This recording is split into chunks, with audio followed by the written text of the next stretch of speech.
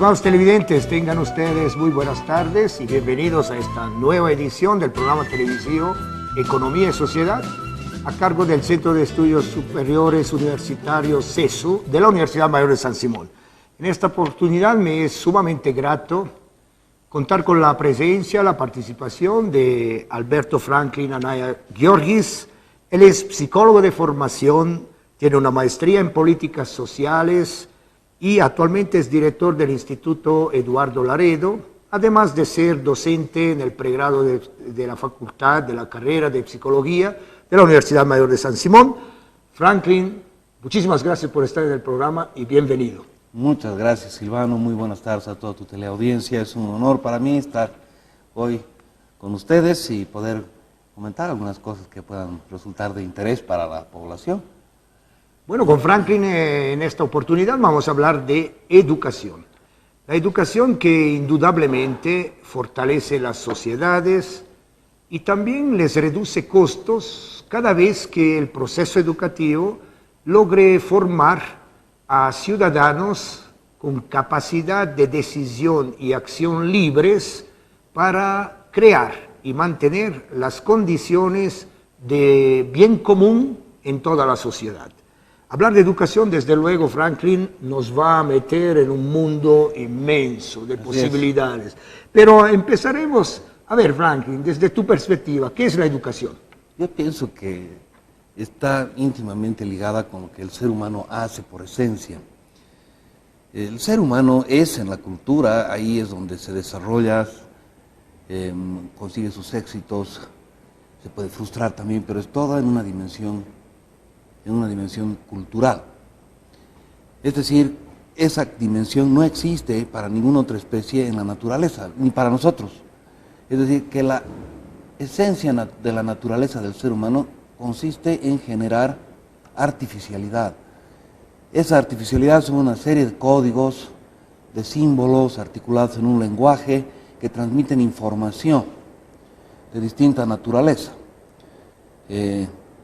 Tecnológica podría ser, de orden político, ideológico también, pero que necesariamente requieren del concurso y de los actores sociales para poderse transmitir, enriquecer de generación en generación a lo largo de lo que pueda llegar a durar una sociedad. No podemos pensar en una sociedad sin que haya un sistema de transmisión de información y de conocimientos que el propio ser humano ha generado. Si quisiéramos pensar hace muchísimos años, 80.000 quizás, pensaríamos en seres ya humanos, homínidos, ya con las características biológicas del ser humano de hoy, comenzando a transmitir conocimientos como el pulido de una piedra a las generaciones que vienen, porque sin ese conocimiento del pulido de una piedra no hay posibilidad de que la propia especie se desarrolle. Pero si nos quedamos pensando en este tema del pulido de la piedra, es interesante. Es decir, puedes hacer una flecha que te sirve para cazar, para matar y para sobrevivir y por supuesto mejorar obviamente los nutrientes que consumes. Pero ¿y qué pasa cuando uno de estos hombres o mujeres esculpen y tallan una Venus, la Venus de Willendorf, por ejemplo? Este individuo que hizo eso pensó, tuvo una serie de necesidades que expresar a través de una piecita tan, me podría parecer insignificante, pero tan importante al mismo tiempo.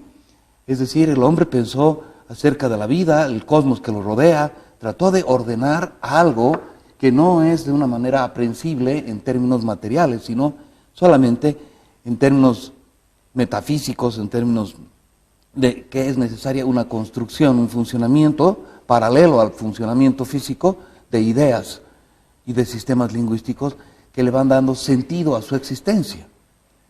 Eso es necesario y poco a poco, a partir del establecimiento de las sociedades, de la sedentarización del ser humano, el nacimiento de la agricultura y todo esto, cada vez es más necesario poder transmitir el conocimiento tecnológico que pueda permitir a una sociedad producir lo que necesita para vivir, pero también producir la ideología que necesita para cohesionarla.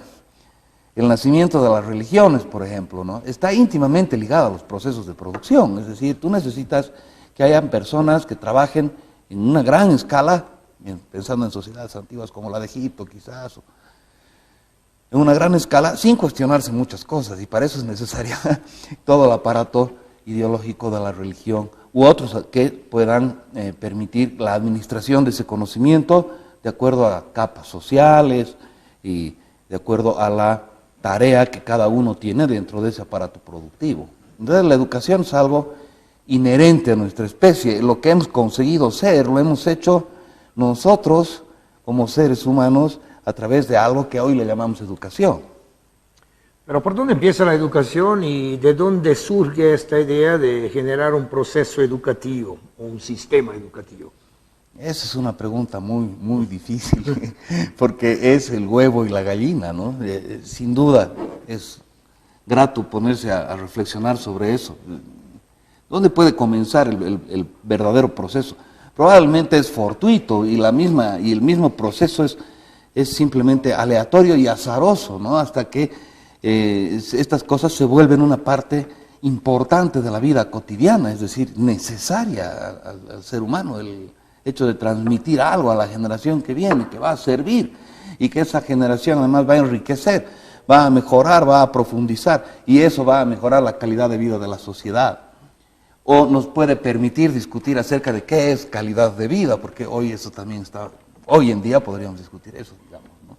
Es decir, son abstracciones muy elevadas ya a las que ha llegado nuestra especie a través de estos sistemas. La educación, sin duda, es un efecto de la especie humana.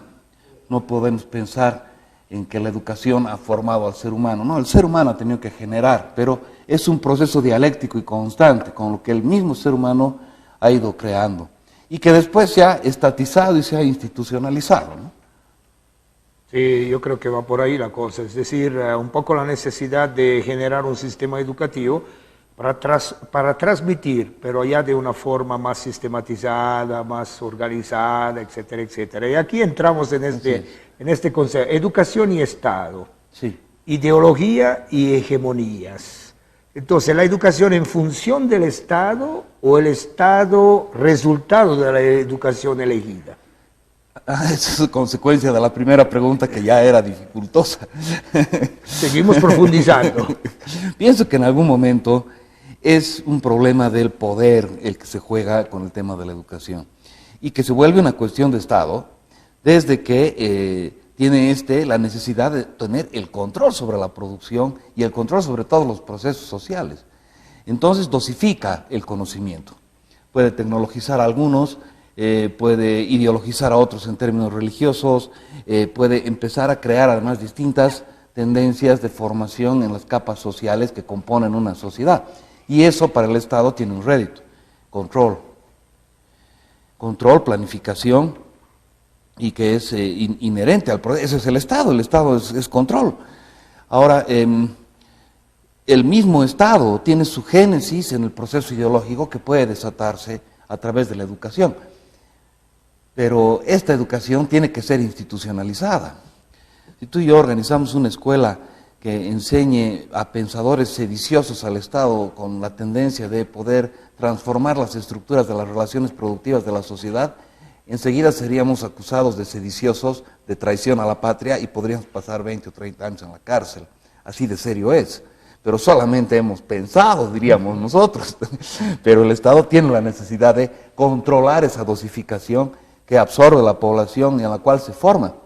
Bolivia no podría constituirse como una categoría si yo no le estoy pensando. Es decir, si no he cantado el himno nacional todos los lunes en la escuela desde que he asistido al colegio.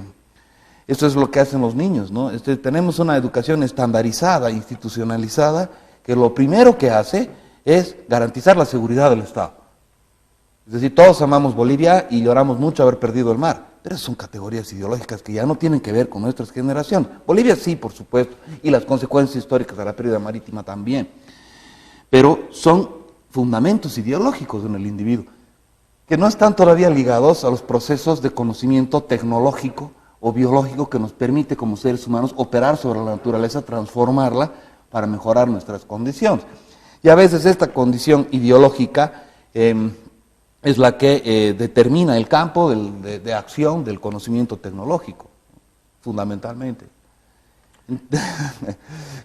Bueno, a mí me recuerda un poco ese tema, ¿no? Que es bastante discutido e interesante, ¿no? Sí. La educación también como elemento para crear el Estado que necesitamos, ¿no? Pero bueno, va un poco el proceso de abajo hacia arriba o de arriba hacia abajo, queda ahí. La escuela, un espacio educativo de encuentro, de intercambio cultural, pero también de violencia. ¿Por qué? Sí. ¿Por qué sucede eso? Es por excelencia violencia, violenta el proceso de la educación. El ir a la escuela para un niño es tremendamente duro. Muchos no deben acordarse, lo cual es una defensa del psiquismo humano, el no acordarse de su primer día de escuela. Otros se acuerdan. Pienso que los que tienen una idea muy feliz de aquello son simplemente unas construcciones imaginadas, son magos, ¿no? Es muy dura el ingreso a la escuela. El ser humano nace a una primera institución que es la familia.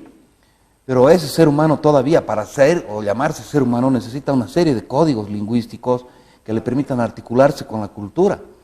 Y ese proceso se da en la familia. La regulación de las pulsiones primarias, de los instintos, de un horario para comer, cómo ir al baño, cómo utilizar todo el espacio de la casa, se aprende en la familia, y eso ya es también bastante duro para el organismo. Pero no hay que alarmarse, el organismo puede soportar eso, estamos viendo. Cuando vas a la escuela, lo que aprendes son, primero estás en un lugar que está dispuesto de una manera para poder controlar. Esa manera es la construcción de la misma escuela. Ustedes se han fijado que todas las escuelas en Bolivia, por lo menos una gran parte, tienen un mismo estereotipo de construcción. La escuela que construye el Estado es la misma caja de zapatos en todo lado, con ventanas muy elevadas, con rejitas, y la disposición del edificio, son edificios sombríos, son aulas donde pareciera que no interesa que haya una buena acústica, porque hablas y ya está regresando tu voz desde el fondo de la pared, no se entiende mucho, pareciera ser que solamente tiene la finalidad de tener a los chicos encerrados durante un cierto tiempo, y responder a cierto tipo de señales. Es decir, suena una campana, entramos al aula, suena la campana, salimos del aula, comes una salteña, vas al baño y vuelves al aula. Vuelve a sonar la campana, lo mismo, y después te vas a tu casa. Es decir, estás incorporando una serie de normativas que por supuesto van a ser importantes y te van a servir para después desarrollarte como un ser adulto en la sociedad. Ese es un tema, es decir, el espacio, el uso del tiempo en la institución, en las evaluaciones y los exámenes. ¿Quién es dueño del saber en esa relación donde un profesor está evaluando a un estudiante? Hay acto menos violento que ese. Habría que pensar todas estas cosas, se las trabaja el pensador francés Michel Foucault en una serie de sus libros y de sus cátedras. Y es muy claro poder notar que todo eso está sucediendo en el espacio y en el proceso de la escuela. A lo largo de esos 12 años que has estado en la escuela, han domesticado tu cuerpo, lo han regulado, responde a ciertos señales y sonidos. Muchos se han acostumbrado, suena la campana del recreo y te da hambre de comer una salteña.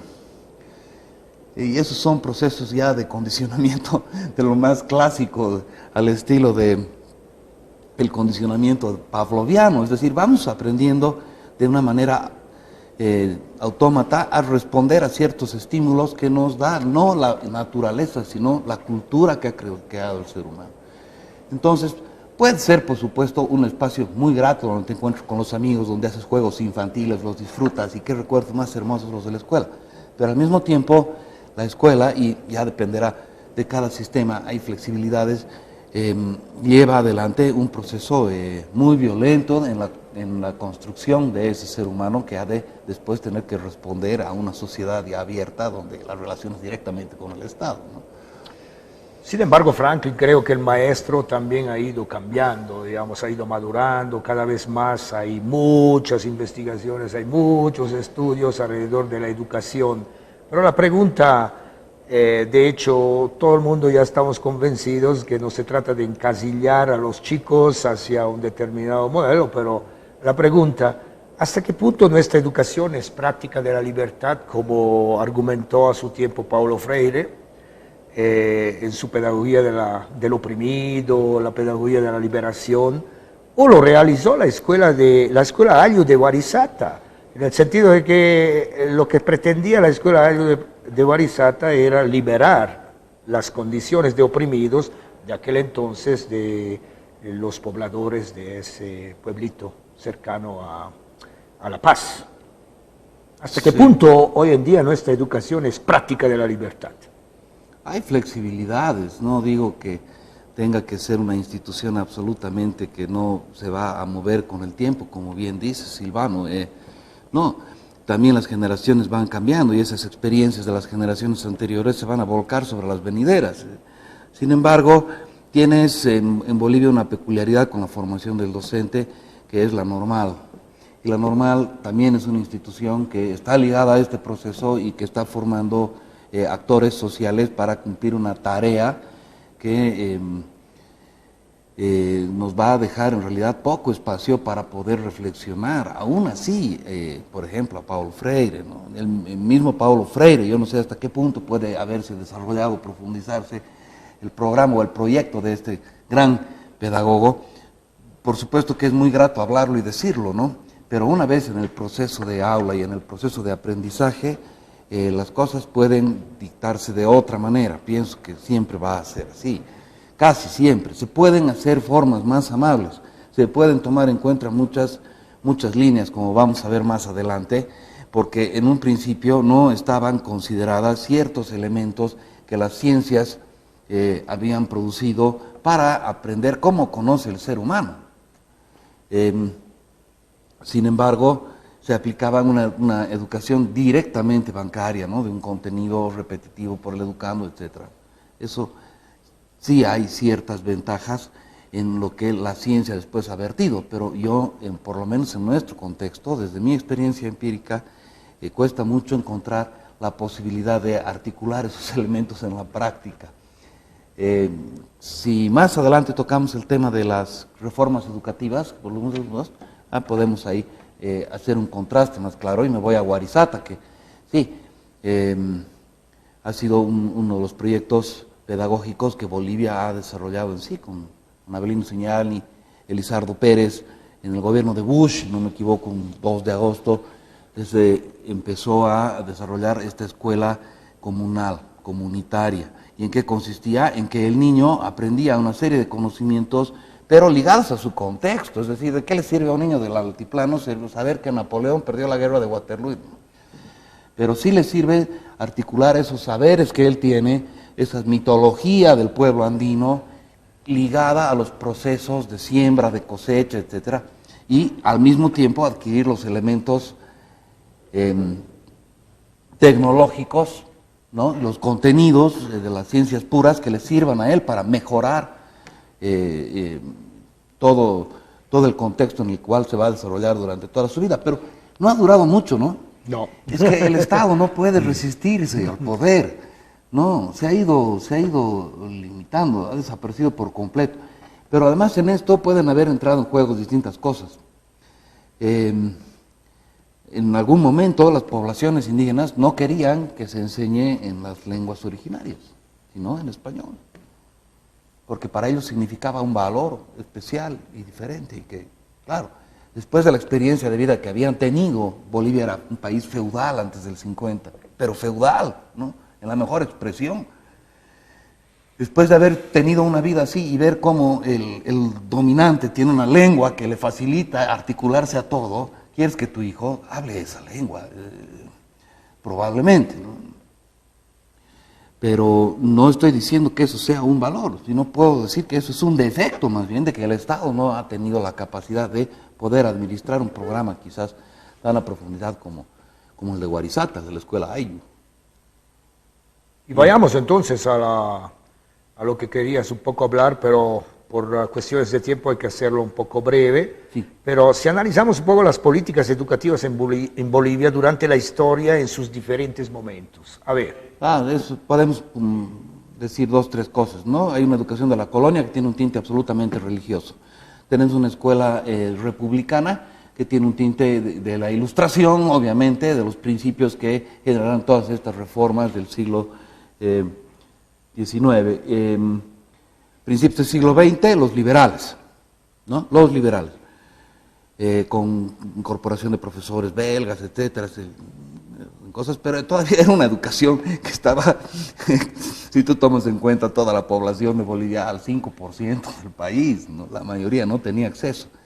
La verdadera reforma se va a dar, es decir, ¿por qué digo verdadera? Porque se amplía a todos los habitantes que están en el territorio de Bolivia, se les da la categoría de ciudadanos y algunos derechos. Entre eso está el derecho a la educación. El 55 se va a generar esa reforma, que es la consecuencia del 52, de la Revolución del 52, se va a crear la normal rural, la normal urbana, y se va a crear un proyecto de educación en el cual todos van a ir a la escuela, va a tener que construir escuelas, el Estado, etc. Entonces, ¿cómo se critica todo este espacio, Silvano? Se dice que es una educación colonizante, porque si bien todos asistían, el Estado cubría la necesidad, te obligaban a aprender en español, que Simón Bolívar era esto, el otro era el otro, etcétera, ¿no? Y por ahí, para un niño rural o campesino o de extracción quechua o aymara, yo quiero saber, pues, de Túpac Katari, ¿no? Les estás imponiendo, estás fabricando todo el aparato ideológico del Estado a través de eso. El próximo punto importante es el año 94 con la reforma 1565.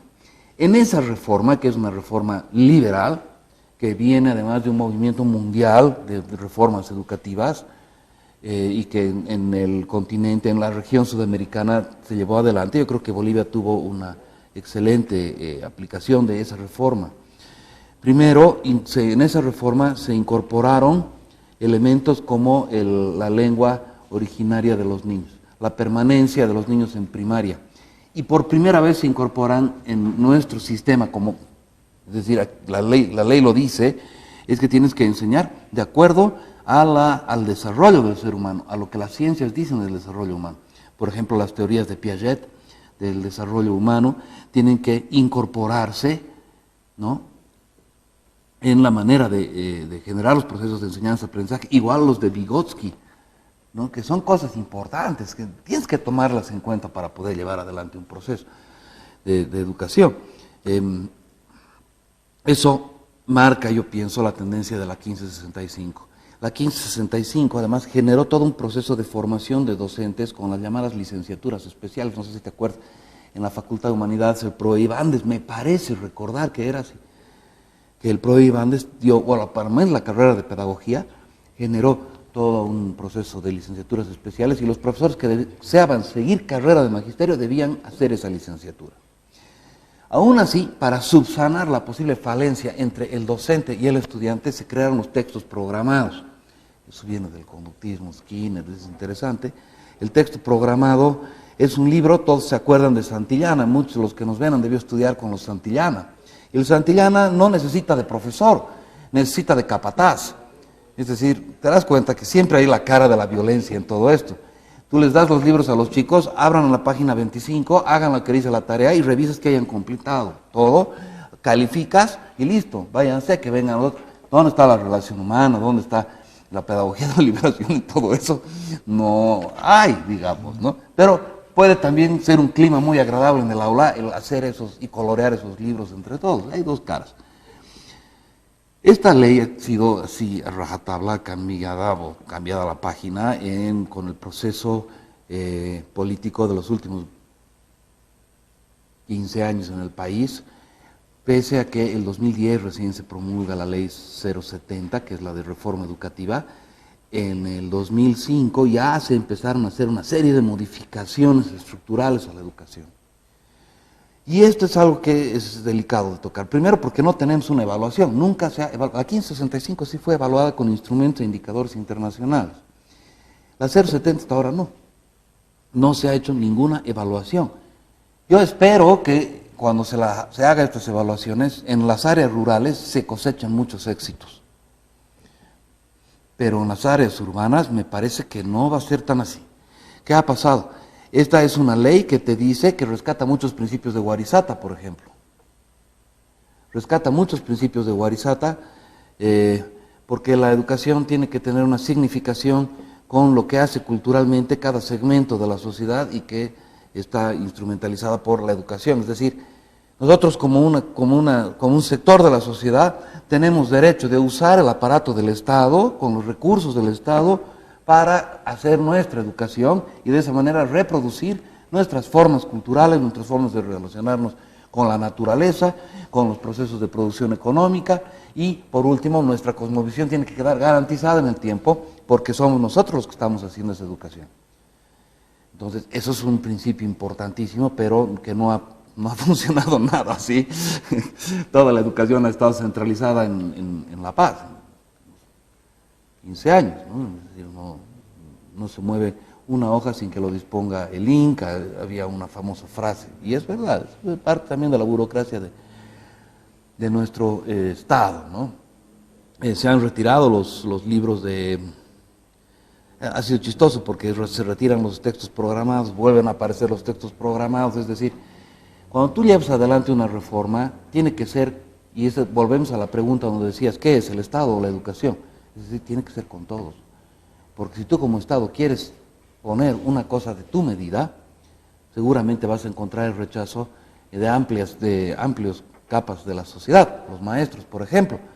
Si no tienes a los maestros convencidos, o ellos han producido una parte de eso, van a boicotear el proceso donde más duele, en el aula. Porque la reforma, el ministro desde su educación, el ministro de Educación desde su escritorio, lo que le van a llegar son los informes, pero él nunca va a estar en un aula. Cualquier ministro, ¿no? Necesitas que la gente se vaya empoderando de un proceso de transformación y de mejoramiento de las herramientas de la educación, sí, y necesitas un docente que quiera hacerlo, porque si no quiere, no lo va a hacer. Franklin, el tiempo nos ha ganado, pero estamos muy bien, en el sentido de que vamos a garantizar un segundo programa dedicado a la educación. Qué bueno. Porque quedó un poco corto el espacio de la educación comunitaria, la educación productiva, la educación por el arte, siendo tú director de un instituto que da bastante importancia al arte. Pero seguramente vamos a volver. Así que muchísimas gracias, Franklin, por estar en el programa. Estimados televidentes, hoy contando con la presencia, la participación de Alberto Franklin Anaya Giorgis, pudimos hablar de educación. Algo pudimos avanzar en este tema, pero tenemos pendiente un segundo programa. Esperamos que el tema haya sido de su agrado. Hasta una próxima oportunidad. Gracias por su lealtad. Hasta pronto.